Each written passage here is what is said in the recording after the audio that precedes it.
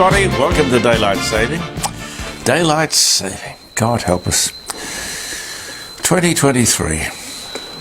Now, I really don't know about daylight saving. I think we really should just leave it on whatever it was on before. Was that winter time or normal time?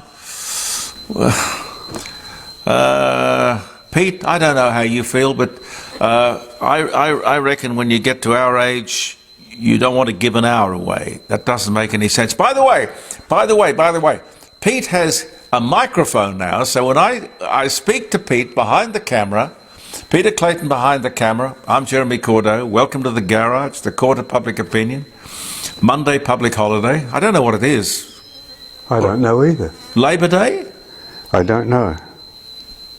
I think it's Labor Day.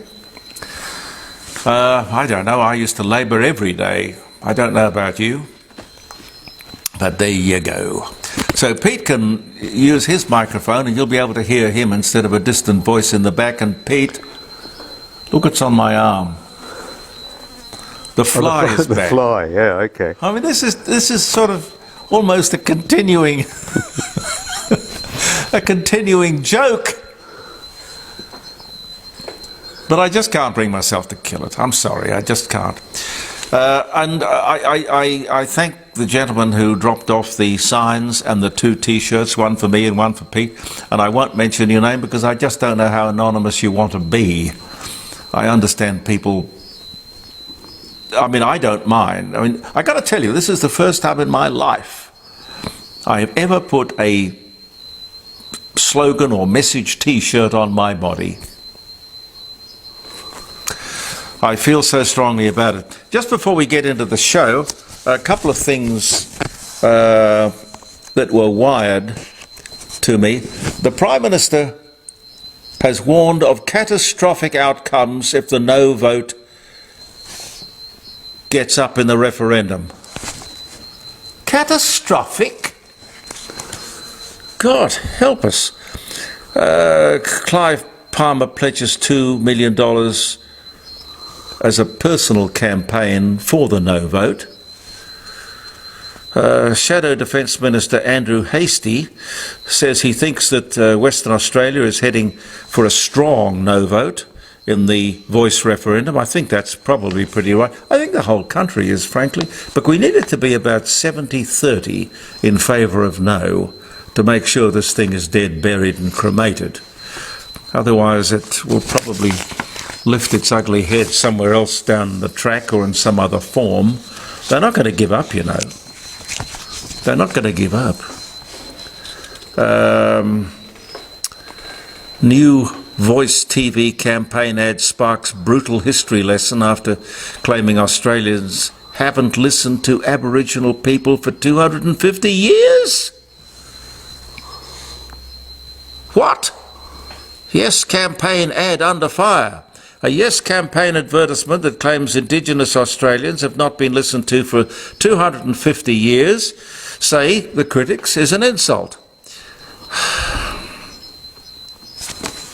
When you calculate the number of organisations, committees, boards, directorates, and the money, all that money, $40 billion a year,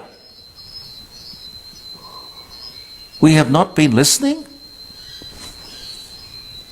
We are one country. For God's sake. This is just truly unbelievable if you want to analyse it. Anyway, look. More to come. We've got 2 weeks more of this. We can cope with that. Let's get on to other things. Did you see that story in the Financial Review? It's a story about being too clever by half. It should be, I don't know how many people buy the Financial Review. I don't. It was given to me as a clipping by a friend. I'm sure those people who are interested in stocks and shares and investments and things probably buy it all the time. But too clever by half. Now, we've all benefited, I think, from this high-tech age in which we live. But there are things about it that are a bit of a worry. There are a lot of cars out there that are keyless entry. doors and ignitions unlocked remotely. Now there is an app. You can get an app, perfectly legal. You can get an app and you can get it on your smartphone, any keyless entry vehicle. You walk around to the front, according to the Fin Review, you walk around to the front of the car, you activate the app and you are away. Can that be legal? Who would allow that on the market? A mechanism to steal keyless entry cars. Who would have thunk it? Some good news, the Reserve Bank will probably leave the interest rates as they are. They meet in a few days' time, Tuesday afternoon. I can't believe it's October already, but it is. Almost the end of the year. Well, we're probably 2 months into selling Christmas decorations in the supermarkets, aren't we? But if you don't get in early for your Christmas tree, you won't get one. Given that you're still nice and old-fashioned enough to go out and want to get a Christmas tree. I do. Pete, do you? Oh, no, not just for myself, no. Not by yourself? No. Oh, I see what you mean. Yeah. Yeah. Yeah, I see what you mean. You can come sit around our Christmas tree. Okay, thank you. That troubled Taipan helicopter fleet, you know, they've lost a couple, and there's more to it than meets the eye, really. The fleet of Taipan helicopters, some 47, I think, they're going to retire them early. A fleet of Black Hawks is on the way, but that'll take time. The Taipan has always been in some sort of controversy. In service for 10 years. 10 years, when you think about it, for the money and the time it's been in service, it doesn't seem like good value. Who chose that piece of hardware in the first place?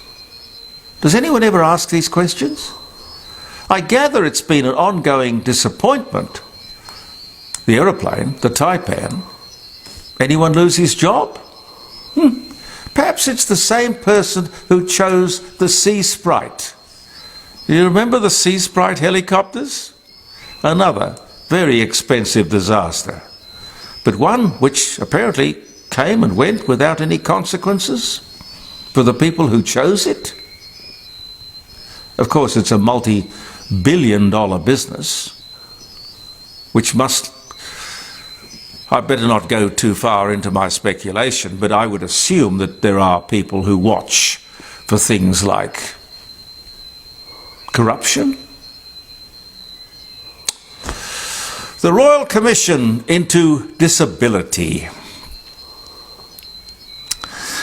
Now, the volumes, and I emphasise the plural, were handed down on Thursday. Well, given to the Governor-General Thursday, handed down to us on Friday. There are 5,000 pages, 13 volumes, 222 recommendations, 4.5 years in the making, $600 million. And the disability organisations on the weekend, I saw some saying, we're not happy. It's not enough. Well, ladies and gentlemen, for the activists, of course, it will never be enough. First, let me set the stage. At an annual running cost of $35.8 billion in the financial year 22 to 23. $25.8 billion. The federal government will spend more on the NDIS this financial year than it will spend on Medicare at $30.8 billion, aged care at $27.7 billion, and Federal support for the state government hospitals, which is running at $27.3 billion. The Royal Commission has heard that the disabled suffered terrible things: vilification, humiliation, violence, abuse, and cruelty. Vilification, humiliation, violence, abuse, cruelty. Really? Perpetrated by whom? After this lengthy inquiry, they must know. Well, I suppose it's early days, but who has been brought to book? Brought to justice? Who has been arrested, sacked, exposed, named, and blamed? Is it perhaps all talk? Just talk? I really don't know what more can be done. Top of this list is segregation in schools must stop. One of the many demands, of which clearly there are, 222 recommendations which are demands. Now, not all the judges on the bench were in agreement with this. Segregation in schools must stop. How? How would you do that? Look, the ability or intellect of a child is judged, and he or she is put in an appropriate class, A, B, C. I think I was probably in D. I don't know. If a child is found to be deficient, say with Down syndrome, that child is put in a special school at the moment. How else can you do it? That child needs special attention, specialised care. There is no way, no other way of doing it. If you put disabled children into mainstream schools, they will be picked on and bullied. Anyone who's different is picked on. I mean, that's a fact. You can't deny that. And schools can't do much about bullying, it would seem. Well, to this date, they haven't been able to do anything. It's also impossible to ask a teacher to deal with children of vastly different needs and talents. $600 million this Royal Commission cost.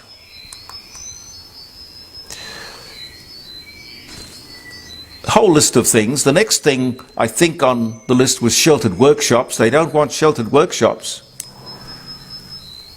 Yes, workers in sheltered shops are not paid the going rate, but they love it.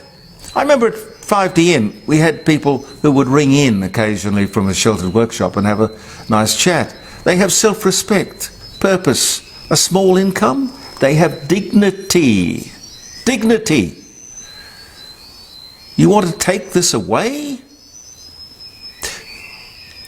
You think this is discrimination, don't you? It's not. It is positive discrimination. You imagine that people who are intellectually and physically disabled are going to fit straight into mainstream employment?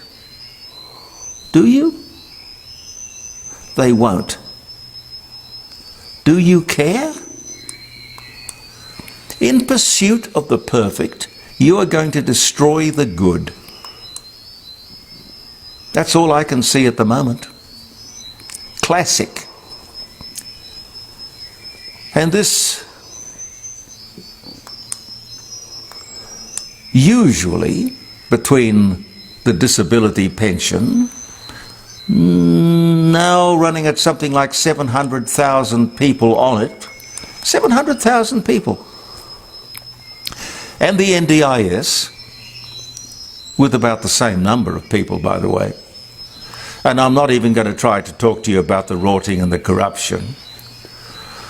All of this has the potential to send the country broke, with, of course, the best of intentions. True. It all seemed, when I saw this on Friday, very emotional, very sincere. But apart from the recommendations, why aren't the villains, the exploiters, the crooks standing in the dock, arrested, taken away in chains? There would be quite a few if we were prepared to pursue the NDIS fraudsters. This is a huge and very expensive $600 million investigation. If these accusations of violence and cruelty and abuse were proven, well, where, apart from the bill for this Royal Commission, is the accounting? But speaking of accounting, let me again remind you, the NDIS, leaving the disability support pension out of it, is the second most expensive thing that Australians pay for each and every year.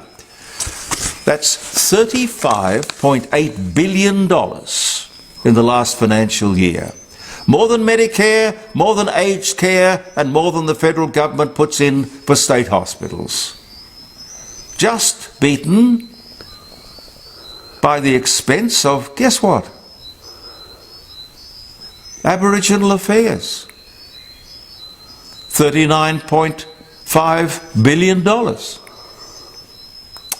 Now, I can give you the figures again if you want, but I would suggest, look, if you're curious or want to check up, just go Google them, as I did. It's not hard. Look for yourself. This whole thing's out of control and getting worse. And no one, not even the media, seems to care. Where's the opposition?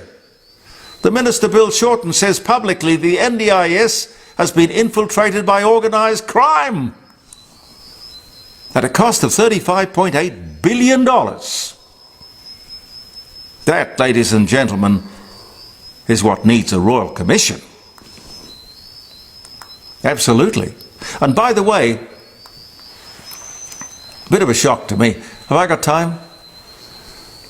Did you know that there is such a thing as ableism?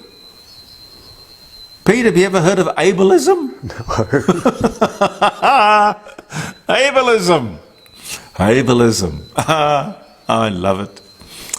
We've had ageism, sexism, racism, hedonism. Can you think of any others? Sadism, chauvinism, Skepticism. racism. No, I did racism. Fascism. People are now being accused of ableism. I mean, if you were to say, my God, that guy's got a fantastic physique, or that woman looks very athletic, I think that would fall into the category of ableism. I have never heard of such rubbish in all my life. Listen, if you try to cope, help, I won't say educate, but occupy the time of, amuse, entertain. A disabled person of, say, 25 years of age with a mental age of 3, you can't treat that person as normal. But if you don't, you will be accused of discrimination and ableism. Don't you love it? You know, we haven't created this world. We've just allowed this world to be created around us by the activists and the Marxists and the socialists. The end result, of course, you know, of all of this, of that whole $600 million Royal Commission, it's going to be, when people read down into the fine print, the result is going to be that no one will have anything to do with the disabled. Or, as they want us to say, people with a disability. What's the difference between disabled and people with a disability? I have no idea, but apparently it strikes some nerve with the left. I have no idea. But as I often say to you, and it's proven every day, the road to hell is paved with good intentions. These people mean so well. By the way, just let me in conclusion say, we are all disabled. Every one of us, in some way, each and every one of us. We're disabled. You know, you could go through a fantastic list of people who can do things that you and I can't do, and I can do but he can't, and Pete can do but I certainly can't, but she can. I mean, we're all, one way or another, disabled. It's not a problem. It can be a terrible inconvenience, and we have to work around our disability. And sure, we want understanding, but we are setting up, whether it's this stupid yes-no thing, these people who want yes, we're trying to set up separate societies. We can't do that. These are disabled, these are black, these are white. That's not the country or society we want to live in. God help us.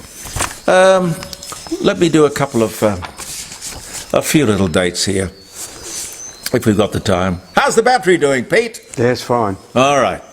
October the 2nd, 1866, J.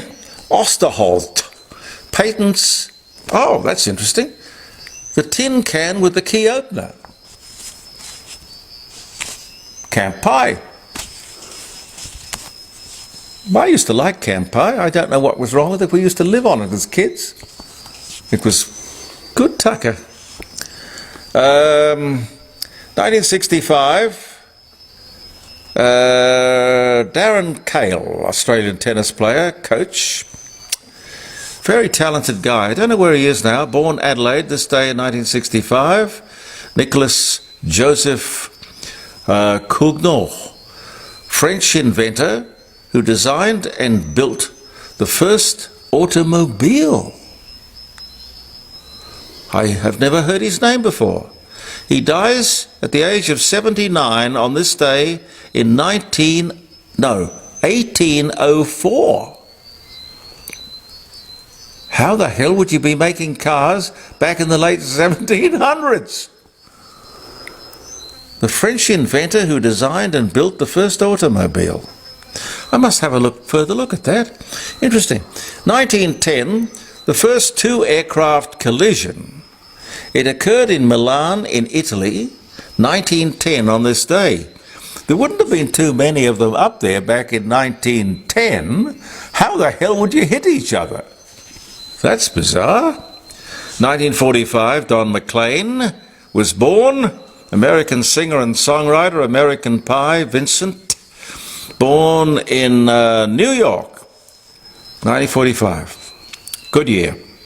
1872, Phileas Fogg sets out on his journey as depicted in Jules Verne's Around the World in 80 Days. 1872, Rock Hudson, American actor, pillow talk, pin-up boy, Farewell to Arms, Ice Station Zebra. No one ever knew that he was gay. Rock Hudson. Anyway, died of AIDS-related complications at just 59 in 1985. Beatrix Potter's Tale of Peter Rabbit, published by Frederick Warne and Company in London, 1902. Sting, the British singer-songwriter and bassist, The Police, Every Breath You Take, born in Ireland, 1951. Tom Petty, American classic rock singer and songwriter. Tom Petty and the Heartbreakers, American Girl, Travelling Wilburys, last night. He dies of an accidental overdose at the age of just 66. I didn't even know that Tom Petty was dead. Pete? Yeah, I knew. Yeah. Yeah, 2017, that was, he died. The first cartoon comic strip printed in a newspaper in 1895. On this day, and on this day in 1950, the first strip of Charlie Brown. It was originally called Little Folks, later called Peanuts. Charles M. Schulz published in 7 nationwide newspapers, made a fortune out of that, absolute fortune. 1890, Groucho Marx, American comedian, Marx Brothers, You Bet Your Life, Day at the Races, and more. Born New York, died 1977, born 1890. What else can I tell you? Oh, one more. 1904, Graham Greene, English novelist. Brighton Rock, Our Man in Havana. He wrote a lot of things. Oh, The Power and the Glory. He was a journalist as well. He died in 1991, but born on this day in 1904.